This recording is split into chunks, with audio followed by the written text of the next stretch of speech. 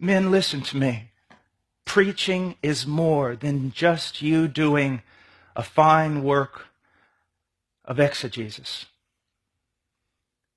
Preaching is more than just you getting the grammar right and communicating truth.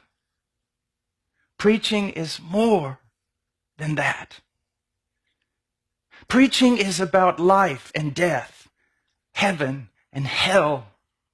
Preaching is not just the communicating of truth, but it is urging men.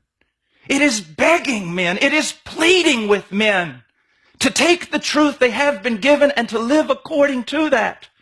Preaching is an extremely dangerous thing for both the preacher and the hearer. It is dangerous for the preacher because if he preaches another gospel, he stands condemned. If he commits a lesser crime and misinterprets the scripture, whatever he builds upon that bad interpretation will be burned on the day of judgment as wood, hay, and stubble. So preaching is a dangerous thing for the preacher, but it's also a dangerous thing for the hearer. Every bit of truth that we are given, for that truth we are responsible. And so be cautious when you preach.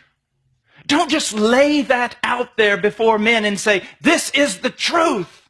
But be like the Apostle Paul, who, although apostle, demonstrates here a prophetic and a pastoral heart. He urges them. He beseeches them. He pleads with them. Schaeffer's question, how then shall we live, should be the question that you ask your people.